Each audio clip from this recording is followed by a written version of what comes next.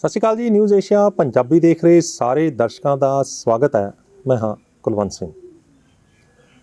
ਹੁਣ ਤੱਕ ਤਾਂ ਦਰਸ਼ਕਾਂ ਦੇ ਰੂਬਰੂ ਡਾਕਟਰ ਅਮਰ ਸਿੰਘ ਆਜ਼ਾਦ ਹੋਏ ਨੇ, ਜਿਨ੍ਹਾਂ ਨੇ ਸਾਨੂੰ ਇਹ ਦੱਸਿਆ ਕਿ ਕਿਸ ਤਰੀਕੇ ਨਾਲ ਅਸੀਂ ਆਪਣੇ ਆਪ ਨੈਚੁਰਲ ਤਰੀਕੇ ਨਾਲ, ਕੁਦਰਤੀ ਢੰਗ ਦੇ ਨਾਲ ਜਿਹੜਾ ਜੀਵਨ ਨੂੰ ਬਦਲ ਕੇ, ਖਾਣ ਪਾਣ ਨੂੰ ਠੀਕ ਕਰਕੇ ਅਸੀਂ ਆਪਣੇ ਸਰੀਰ ਦੇ ਵਿੱਚ ਆਈਆਂ ਅਲਾਮਤਾਂ ਨੂੰ ਦੂਰ ਕਰ ਸਕਦੇ ਹਾਂ।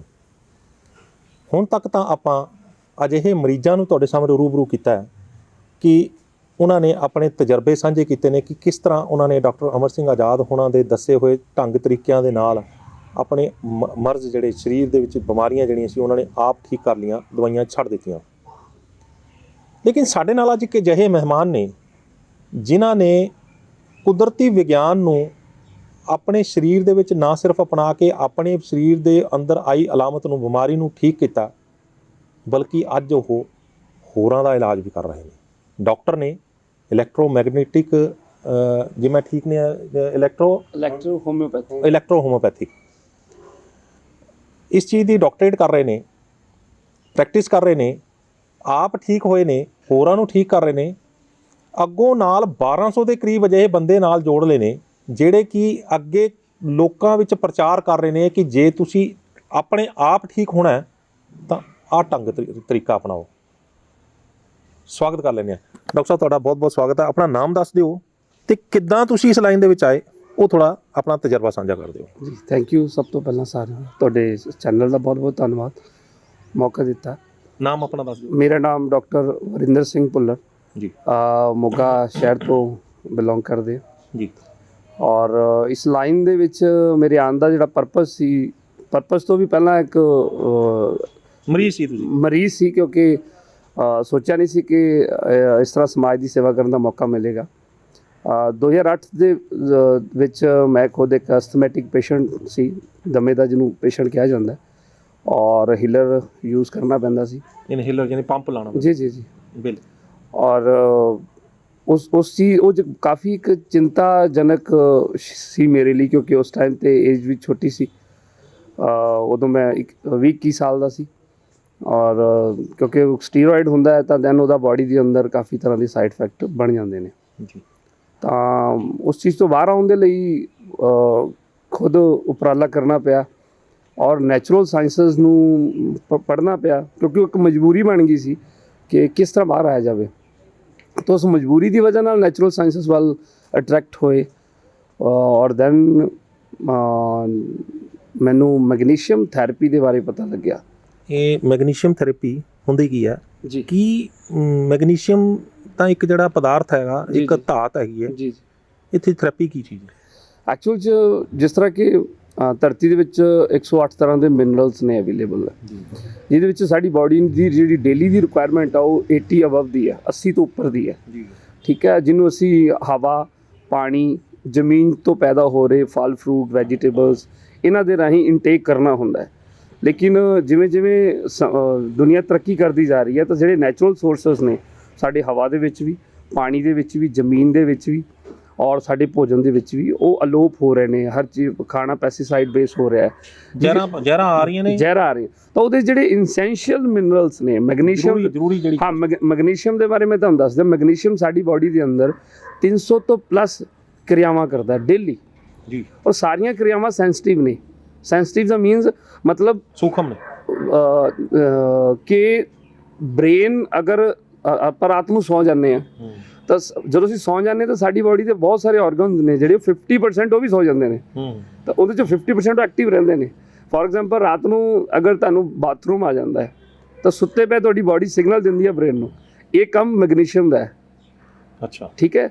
ਮੈਗਨੀਸ਼ੀਅਮ ਦੀ ਉਸ ਤੋਂ ਵੀ ਜ਼ਿਆਦਾ ਜ਼ਰੂਰਤ ਤੁਹਾਡੇ ਹਾਰਟ ਨੂੰ ਹੁੰਦੀ ਹੈ, ਕਿਉਂਕਿ ਅਸੀਂ ਜਦੋਂ ਸੌ ਜਾਂਦੇ ਰਾਤ ਨੂੰ 50% ਜਿਹੜਾ ਸਾਡਾ ਹਾਰਟ ਕੰਮ ਕਰਦਾ, 50% ਉਹ ਵੀ ਸੌ ਜਾਂਦਾ, ਅਤੇ ਉੱਥੇ ਵੀ ਮੈਗਨੀਸ਼ੀਅਮ ਦੀ ਜ਼ਰੂਰਤ ਹੈ। ਸਾਡੇ ਲੰਗਸ ਨੂੰ ਜ਼ਰੂਰਤ ਹੈ, ਛੋਟਾ ਸਵਾਸ ਚੱਲਦਾ ਰਾਤ ਨੂੰ ਅਸੀਂ ਜਦੋਂ ਸੌਂਦੇ ਹਾਂ। ਠੀਕ ਹੈ, ਤਾਂ ਸਾਡੇ ਡਾਈਜੈਸਟਿਵ ਸਿਸਟਮ ਨੂੰ ਦੀ ਜ਼ਰੂਰਤ ਹੈ, ਸਾਡੀ ਸਕਿਨ ਨੂੰ ਜ਼ਰੂਰਤ ਹੈ, ਸਾਡੇ ਰੀਪਰੋਡਕਟਿਵ ਆਰਗਨ ਨੂੰ ਦੀ ਜ਼ਰੂਰਤ ਹੈ, ਕੁੱਲ ਮਿਲਾ ਕੇ ਜ਼ਿੰਦਾ ਰਹਿਣ ਲਈ ਜ਼ਰੂਰਤ ਹੈ। 300 ਤੋਂ ਪਲੱਸ। ਅੱਛਾ, ਸਭ ਤੋਂ ਵੱਡੀ ਚੀਜ਼ ਹੈ ਸੈੱਲ ਨਰਿਸ਼ਮੈਂਟ ਐਂਡ ਸੈੱਲ ਨੂੰ ਰੀਫਾਰਮ ਕਰਨਾ, ਕਿਉਂਕਿ ਸੈੱਲ ਸਾਡੇ ਪਰ ਸੈਕਿੰਡ ਨਾਲ ਹਿਸਾਬ ਨਾਲ ਟੁੱਟਦੇ ਨੇ ਅਤੇ ਪਰ ਮਿੰਟ ਦੇ ਹਿਸਾਬ ਨਾਲ ਬਣਦੇ ਨੇ। ਉਹਦੀ ਜਿਹੜੀ ਉਹਨੂੰ ਰੀਕ੍ਰੀਏਟ ਕਰਨਾ, ਰੀਜਨਰੇਟ ਕਰਨਾ, ਇਹਦੇ ਵਿੱਚ ਮੈਗਨੀਸ਼ੀਅਮ ਦਾ 90% ਰੋਲ ਹੈ ਜੀ। ਔਰ ਸਾਡੀ ਸੈੱਲ ਦੇ ਅੰਦਰ ਜਿਹੜਾ ATP ਹੈ, ਅਡੀਨੋ ਟ੍ਰਾਈਗਲਾਸਰਾਈਡ ਬੋਲ ਦਿੰਦੇ ਨੇ ਉਹਨੂੰ, ਮੈਂ ਮਿਸ ਕਰ ਗਿਆ ਉਸ ਨਾਮ ਨੂੰ ਕਨਫਰਮ, ਉਹਨੂੰ ਸ਼ਾਰਟ ਦੇ ਅੰਦਰ ATP ਬੋਲਦੇ ਨੇ। ਉਸ ਸੈੱਲ ਦੇ ਅੰਦਰ ਜਿਹੜੀ ਇਲੈਕਟ੍ਰਿਕ એનર્ਜੀ ਹੈ ਔਰ ਸੈੱਲ ਦੇ ਅੰਦਰ ਜਿਹੜੇ ਐਂਜ਼ਾਈਮ ਉਹਦੀ ਡੀਟੌਕਸੀਫਿਕੇਸ਼ਨ ਹੈ, ਸਾਫ ਸਫਾਈ ਦਾ ਜਿਹੜਾ ਕੰਮ ਕਰਨਾ ਹੁੰਦਾ, ਉਹਦੇ ਵਿੱਚ ਮੈਗਨੀਸ਼ੀਅਮ ਦਾ 80% ਰੋਲ ਹੈ। ਚਲੋ ਇਹ ਆਪਾਂ ਦਰਸ਼ਕਾਂ ਨੂੰ ਸਮਝਾਤਾ ਕਿ ਮੈਗਨੀਸ਼ੀਅਮ ਆ ਹੁੰਦਾ ਜੀ, ਇਦਾਂ ਸਰੀਰ ਦੇ ਵਿੱਚ ਕੰਮ ਕਰਦਾ ਹੈ ਤੇ ਇਹ ਜਿਹੜੀ ਚੀਜ਼ ਹੈ ਉਹ ਇਸ ਤਰੀਕੇ ਨਾਲ ਜਿਹੜੀ ਆ ਆਪਾਂ ਉਸ ਨੂੰ ਸਰੀਰ ਦੇ ਵਿੱਚ ਲੈਣੀ ਇਹਦੇ ਲਈ ਜ਼ਰੂਰੀ ਹੈ। ਲੇਕਿਨ ਤੁਹਾਡੇ ਅੰਦਰ ਜੀ ਅਲਾਮਤ ਸੀਗੀ ਜੀ ਅਸਥਮਾ ਦੀ, ਜੀ ਤੁਸੀਂ ਪਹਿਲਾਂ ਕੁਝ ਹੋਰ ਕੰਮ ਕਰਦੇ ਸੀ?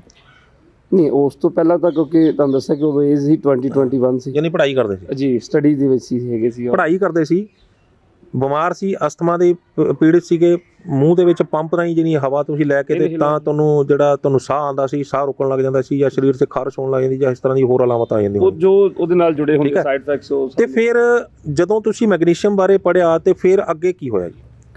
ਦੈਨ ਫਿਰ ਉਹਦੀ ਸੋਰਸ ਪਤਾ ਕੀਤੇ ਗਏ ਔਰ ਕਿਉਂਕਿ ਮੈਗਨੀਸ਼ੀਅਮ ਦੇ ਬਾਰੇ ਤਾਂ ਮੋਸਟਲੀ ਲੋਕਾਂ ਨੂੰ ਇਹ ਪਤਾ ਹੈ ਕਿ ਇੱਕ ਧਾਤ ਹੈ ਜੀ, ਲੇਕਿਨ ਜਦੋਂ ਤੁਸੀਂ ਇਹਨੂੰ ਇੱਕ ਫੂਡ ਦੀ ਤਰ੍ਹਾਂ ਲੈਣਾ ਹੁੰਦਾ ਤੇ ਇਹਦੀ ਜਿਹੜੀ ਫਾਰਮ ਹੈ ਉਹ ਆਇਨਿਕ ਚਾਹੀਦੀ ਹੈ ਜੀ ਜੀ। ਆਇਨਿਕ ਫਾਰਮ ਦਾ ਮਤਲਬ ਹੁੰਦਾ ਜਿਹੜੀ ਡਾਇਰੈਕਟ ਸੈੱਲ ਦੀ ਮੈਂਬਰੇਨ 'ਚ ਐਂਟਰ ਕਰ ਸਕੇ ਜੀ।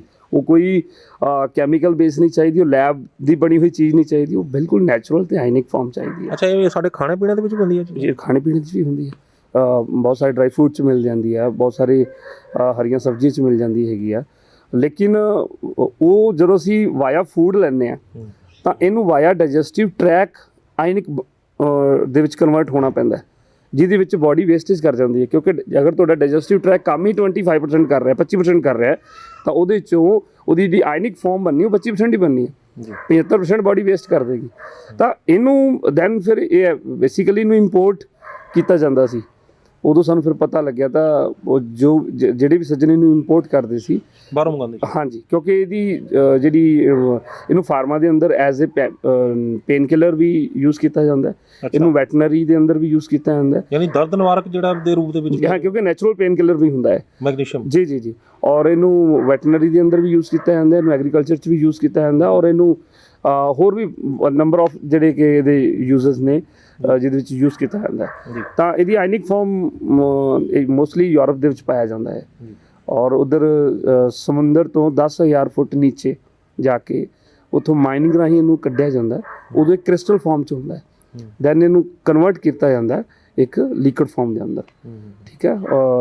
ਉਸ ਤੋਂ ਬਾਅਦ ਇਹਨੂੰ ਉਹ ਆਇਨਿਕ ਫਾਰਮ ਹੋ ਜਾਂਦੀ ਹੈ, ਦੈਨ ਤੁਸੀਂ ਇਹਨੂੰ ਐਜ਼ ਏ ਡਾਈਟ, ਇੱਕ ਮੈਡੀਸਨ ਦੀ ਤਰ੍ਹਾਂ, ਲੇਕਿਨ ਡਾਈਟ ਦੇ ਰੂਪ ਦੇ ਵਿੱਚ ਤੁਸੀਂ ਆਪਣੀ ਅਕੋਰਡਿੰਗ ਟੂ ਏਜ ਕਿ ਕਿੰਨੀ ਲੰਬੀ ਹੈ ਔਰ ਕਿੰਨੀ ਸਮੇਂ ਤੋਂ ਚੱਲ ਰਹੀ ਹੈ ਔਰ ਕਰੋਨਿਕਲ ਅਕਿਊਟ ਹੈ, ਸਬ ਅਕਿਊਟ ਹੈ, ਉਹਦੇ ਮੁਤਾਬਕ ਤੁਸੀਂ ਦੀ ਡੋਜ਼ ਇਨਟੇਕ ਕਰ ਸਕਦੇ ਹੋ ਆਪਣੀ ਫੂਡ ਦੇ ਨਾਲ ਨਾਲ। ਅੱਛਾ, ਕਿਤੇ ਜਿਵੇਂ ਐਲੋਪੈਥੀ ਦੀਆਂ ਦਵਾਈਆਂ ਦੇ ਵਿੱਚ ਬੰਦੇ ਦੇ ਮਨ 'ਚ ਡਰ ਬੈਠਾ ਹੁੰਦਾ ਕਿ ਆਹ ਦਵਾਈ ਲੈ ਲਈ ਤੇ ਮੇਰੇ ਪੋੜੇ ਹੋ ਜਾਣਗੇ, ਮੇਰੇ ਫਿੰਸੀਆਂ ਹੋ ਜਾਣਗੀਆਂ, ਮੈਨੂੰ ਆਹ ਪ੍ਰੋਬਲਮ ਆ ਜਾਏਗੀ, ਮੈਨੂੰ ਆਹ ਪ੍ਰੋਬਲਮ ਆ ਜਾਏਗੀ ਜੀ।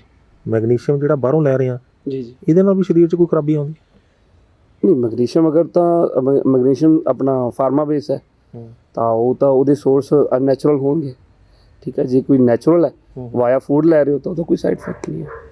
ਅੱਛਾ, ਫਿਰ ਤੁਸੀਂ ਆਪਣਾ ਸਰੀਰ ਕਿਵੇਂ ਠੀਕ ਕੀਤਾ? ਜਸਟ ਉਹਨੂੰ ਮੈਂ ਆਪਣੀ ਡਾਈਟ ਸਾਈਡ ਕੀਤਾ। ਅੱਛਾ, ਜੋ ਡੈਫੀਸ਼ੀਐਂਸੀ ਸੀ, ਕਿਉਂਕਿ ਮੈਗਨੀਸ਼ੀਅਮ ਬਾਡੀ ਦਾ pH ਵੀ ਇਨਕਰੀਜ਼ ਕਰਦਾ, ਤੁਹਾਡੇ ਲੰਗਸ ਦੀ ਜਿਹੜੀ ਪਰਫਾਰਮੈਂਸ ਉਹਨੂੰ ਬੈਟਰ ਕਰਦਾ ਔਰ ਤੁਹਾਡੇ ਅੰਦਰ ਆਕਸੀਜਨ ਦਾ ਲੈਵਲ ਵਧਾ ਦਿੰਦਾ ਔਰ ਜਿਹੜੀ ਬਲੱਡ ਸਰਕੂਲੇਸ਼ਨ ਹੈ, ਜਿਵੇਂ ਕਿ ਤੁਹਾਨੂੰ ਸਟਾਰਟਿੰਗ ਮੈਗਨੀਸ਼ੀਅਮ 300 ਤੋਂ ਪਲੱਸ ਸੈਂਸਿਟਿਵ ਕਿਰਿਆਵਾਂ ਹੈਂਡਲ ਕਰਦਾ ਬਾਡੀ ਦੇ ਵਿੱਚ, ਤਾਂ ਉਹਦੇ ਵਿੱਚ ਲੰਗਸ ਦੀ ਐਕਟੀਵਿਟੀਜ਼ ਵੀ ਆ ਜਾਂਦੀ ਹੈ, ਤਾਂ ਉਹਨਾਂ ਨੂੰ ਵੀ ਹੈਂਡਲ ਕਰਦਾ। ਜੋ ਡੈਫੀਸ਼ੀਐਂਸੀ ਸੀ ਉਹ ਕਿਉਰ ਹੋਈ ਉਹਦੇ ਤੋਂ, ਔਰ ਜਿਹੜਾ ਹੀਲਰ ਮੈਨੂੰ ਰੈਗੂਲਰ ਲੈਣਾ ਪੈਂਦਾ ਸੀ, ਦੈਨ ਫਿਰ ਉਹ ਲੰਬੇ ਚੌੜੇ ਗੈਪ 'ਚ ਚਲਾ ਗਿਆ। ਅੱਛਾ, ਕਿੰਨੇ ਜਦੋਂ ਤੁਸੀਂ ਇਹ ਮੈਗਨੀਸ਼ੀਅਮ ਦੀ ਥੈਰੇਪੀ ਸ਼ੁਰੂ ਕੀਤੀ, ਜੀ ਜੀ, ਕਿੰਨੀ ਦੇਰ 'ਚ ਤੁਹਾਨੂੰ ਬਦਲਾਅ ਆਉਣਾ ਸ਼ੁਰੂ ਹੋ ਗਿਆ? ਇਹਦੇ ਅੰਦਰ ਕਿਉਂਕਿ ਹੁਣ ਵੀ ਅਸੀਂ ਪ੍ਰੈਕਟਿਸ ਕਰ ਰਹੇ ਹਾਂ ਦੀ ਉੱਪਰ, ਤਾਂ ਅਸੀਂ ਇੱਕ ਚੀਜ਼ ਆਬਜ਼ਰਵ ਕੀਤੀ ਹੈ ਕਿ ਇੱਕ ਏਜ ਕਾਫੀ ਫੈਕਟਰ ਜਿਹੜਾ ਮੈਟਰ ਕਰ ਜਾਂਦੀ ਹੈ ਇਹਦੇ ਅੰਦਰ। ਅਗਰ ਪੇਸ਼ੈਂਟ ਦੀ ਏਜ 30 ਬਿਲੋ ਹੈ, 30 ਤੋਂ ਥੱਲੇ ਹੈ, ਤਾਂ ਉਹਦੇ ਅੰਦਰ ਜਿਹੜੇ ਬਦਲਾਅ ਆਉਣ ਦੇ ਚਾਂਸਸ ਥੋੜੇ ਫਾਸਟ ਹੁੰਦੇ ਨੇ। ਅਗਰ 30 ਤੋਂ ਉੱਪਰ ਹੈ ਤਾਂ ਉਹਦੇ ਚਾਂਸਸ ਥੋੜੇ ਸਲੋ ਹੁੰਦੇ ਨੇ, ਕਿਉਂਕਿ ਜਿਹੜਾ ਰਿਪੇਅਰਿੰਗ ਸਾਈਕਲ ਹੈ ਸਾਡੀ ਬਾਡੀ ਦਾ ਉਹ ਅਕੋਰਡਿੰਗ ਟੂ ਏਜ ਸਲੋ ਹੋ ਜਾਂਦਾ। ਹਾਂ, ਤਾਂ ਉਹਦੇ ਅੰਦਰ ਕਿਉਂਕਿ ਰਿਪੇਅਰਿੰਗ ਸਾਈਕਲ ਵੀ ਸਲੋ ਹੋ ਜਾਂਦਾ ਐਂਡ ਇਮਿਊਨਿਟੀ ਦਾ ਲੈਵਲ ਵੀ ਅਕੋਰਡਿੰਗ ਇੱਕ ਐਵਰੇਜ ਹੁੰਦੀ ਆ ਵੀ ਇਹ ਇੰਨੇ ਤੋਂ ਇੰਨੇ ਦੇ ਵਿੱਚ ਇੰਨੇ ਏਜ ਦੇ ਵਿੱਚ ਜਿਹੜਾ ਉਹਨੂੰ ਇੰਨੇ ਦਿਨ ਚ ਜਿਹੜਾ ਉਹਦਾ ਕਰਨ ਲੱਗ ਜਾਂਦਾ, ਇੰਨੇ ਤੋਂ ਇੰਨੇ ਦੇ ਵਿੱਚ ਉਹਨੂੰ ਇੰਨੇ ਦਿਨ ਚ ਕਰ ਇਹਦੇ ਦਿੰਦਾ। ਅੰਦਰ ਜੀ ਇਹਦੇ ਅੰਦਰ ਅਸੀਂ ਕੁਝ ਕੋਰਸਸ ਟੇਬਲ ਡਿਜ਼ਾਈਨ ਕੀਤੇ ਹੋਏ ਨੇ ਜਿਸ 'ਚ ਅਸੀਂ ਸਭ ਤੋਂ ਪਹਿਲਾਂ ਬੇਸਿਕ ਦਿੰਦੇ ਹਾਂ। ਨਹੀਂ, ਪਹਿਲਾਂ ਤੁਸੀਂ ਆਪਣੇ ਬਾਰੇ ਦੱਸੋ, ਤੁਸੀਂ ਤੁਹਾਨੂੰ ਕਿੰਨੀ ਦੇਰ ਚ ਫਰਕ ਪੈਣਾ ਸ਼ੁਰੂ ਹੋਇਆ? ਮੈਨੂੰ ਜਿਵੇਂ ਉਸ 2008-9 ਦੀ ਗੱਲ ਕਰਾਂ ਤਾਂ ਆਈ ਥਿੰਕ 60 ਦਿਨ ਤੋਂ ਬਾਅਦ ਕਾਫੀ ਚੇਂਜਸ ਬੋਡੀ 'ਚ ਆਉਣ ਲੱਗ ਪਿਆ ਸੀ। ਤੇ ਜਿਹੜੇ ਕਿ ਐਲੋਪੈਥੀ ਕੀ ਕਹਿੰਦੀ ਹੈ ਵੀ ਉਹਦੇ ਬਾਰੇ ਠੀਕ ਹੋਣ ਬਾਰੇ ਐਲੋਪੈਥੀ ਕੀ ਕਹਿੰਦੀ ਹੈ?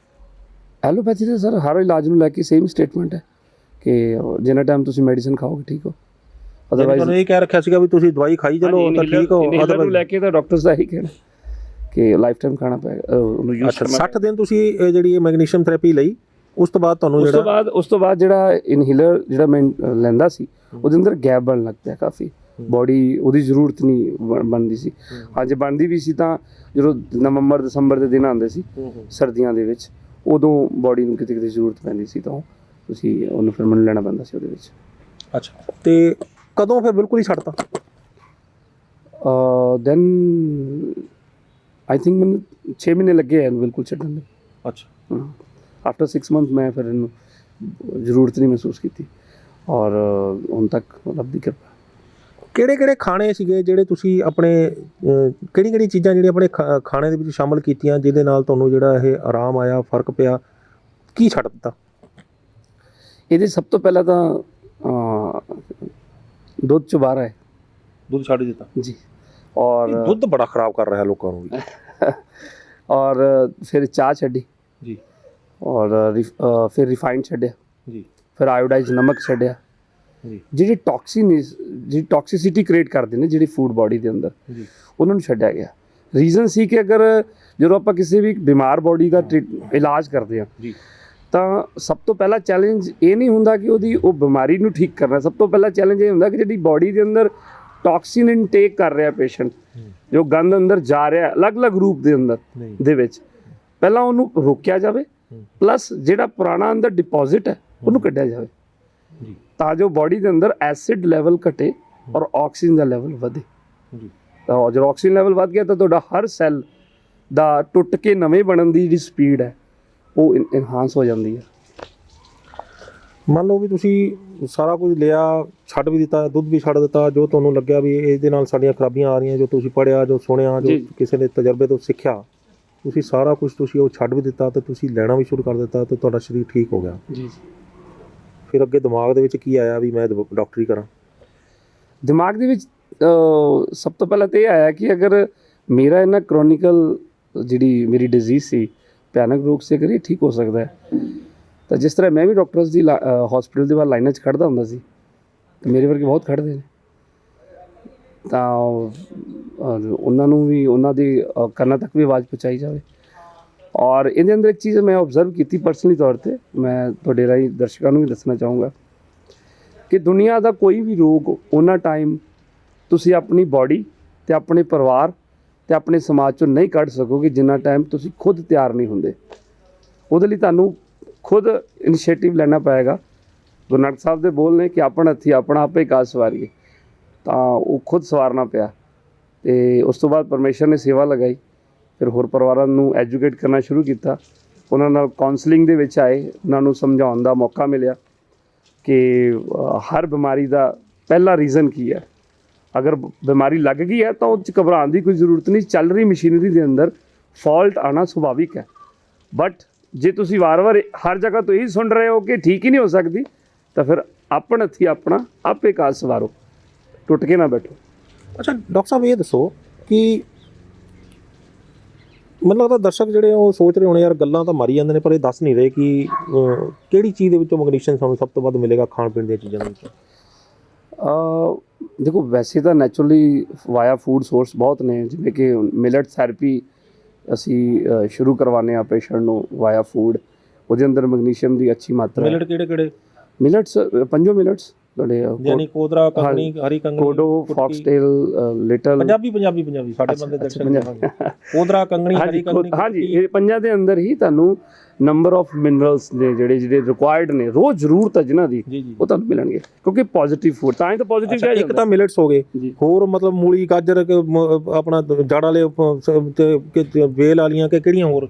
ਨਹੀਂ ਬਾਕੀ ਡਰਾਈ ਫਰੂਟ ਦੇ ਅੰਦਰ ਬਹੁਤ ਅੱਛੀ ਮਾਤਰਾ ਹੈ ਇਹਦੀ। ਅੱਛਾ, ਅਖਰੋਟ ਦੇ ਅੰਦਰ, ਬਾਦਾਮ ਦੇ ਅੰਦਰ, ਕਿਸ਼ਮਿਸ਼ ਦੇ ਅੰਦਰ, ਪਿਸਤੇ ਦੇ ਅੰਦਰ, ਠੀਕ ਹੈ। ਪਰ ਇਹ ਤਾਂ ਬਹੁਤ ਮਹਿੰਗੇ ਨੇ ਜੀ, ਮੈਂ ਸ਼ਾਇਦ ਮੈਨੂੰ ਲੱਗਦਾ ਉਹ ਤਾਂ ਦੇਖਣ ਵਾਲੇ ਤਾਂ ਛੱਡ ਕੇ ਆਉਣੇ ਵੀ ਅਸੀਂ ਤਾਂ ਖਾ ਨਹੀਂ ਸਕਦੇ। ਹਾਂ, ਔਰ ਮੈਂ ਇਹ ਵੀ ਕਹਿਣਾ ਚਾਹੂੰਗਾ ਜੇ ਡਰਾਈ ਫਰੂਟ ਮਹਿੰਗਾ ਲੱਗਦਾ ਹੈ ਉਹ ਇਸ ਕਰਕੇ ਮਹਿੰਗਾ ਲੱਗਦਾ ਕਿ ਅਸੀਂ ਅਜੇ ਇਹਨੂੰ ਖਰੀਦਣ ਦੀ ਆਦਤ ਨਹੀਂ ਪਾਈ, ਕਿਉਂਕਿ ਜਿੰਨਾ ਪੈਸਾ ਅਸੀਂ ਐਲੋਪੈਥੀ ਮੈਡੀਸਨ 'ਤੇ ਲਗਾ ਦਿੰਦੇ ਹਾਂ ਉਹਦੇ ਜਿੰਨਾ ਮਹਿੰਗਾ ਨਹੀਂ ਹੈਗਾ, ਇਹ ਮੈਂ ਤੁਹਾਨੂੰ ਸ਼ੋਰ ਕਰਦਾ ਹੈਗਾ। ਪਰ ਇਹ ਦਰਸ਼ਕਾਂ ਦੀ ਜਾਣਕਾਰੀ ਇੱਕ ਹਿੱਤ ਦੱਸ ਦਈਏ ਕਿ ਜਿਹੜਾ ਅਸੀਂ ਨਮਕੀਨ ਬਾਜ਼ਾਰੋਂ ਖਰੀਦ ਕੇ ਲਿਆਉਂਦੇ ਹਾਂ, ਕਿਸੇ ਦੇ ਆਏ ਨੂੰ ਅੱਗੇ ਸਰਵ ਕਰਦੇ ਹਾਂ, ਅੱਗੇ ਉਹਦੇ 'ਤੇ ਪੇਸ਼ ਕਰਦੇ ਹਾਂ, ਉਹ 300 ਰੁਪਏ 400 ਰੁਪਏ ਦੇ ਕਿਲੋ ਦੇ ਕਰੀਬ ਹੁੰਦਾ। ਅਤੇ ਜੇਕਰ ਉਹੀ ਆਪਾਂ ਬਦਾਮ, ਕਾਜੂ ਜਾਂ ਉਹ ਚੀਜ਼ਾਂ ਲੈ ਕੇ ਅੱਗੇ ਰੱਖ ਦਈਏ ਤਾਂ ਮੈਨੂੰ ਲੱਗਦਾ ਕਿ ਉਸ ਦੇ ਮੁਕਾਬਲੇ ਹੀ ਓਨਾ ਕੀ ਹੀ ਪੈਣਾ ਜਿੰਨਾ ਕੁ ਉਹ ਆਪਾਂ ਇਹ ਖਰੀਦ ਕੇ ਲਿਆਉਂਦੇ ਹਾਂ, ਜਦ ਕਿ ਇਹ ਫਾਇਦੇਮੰਦ ਜ਼ਿਆਦਾ ਹੁੰਦਾ। ਕਿਵੇਂ ਠੀਕ ਹੈ ਜੀ? ਬਿਲਕੁਲ ਸਹੀ ਕਹਿ ਰਹੇ ਹੋ, ਇਹ ਫਾਇਦੇਮੰਦ ਜ਼ਿਆਦਾ ਹੁੰਦਾ।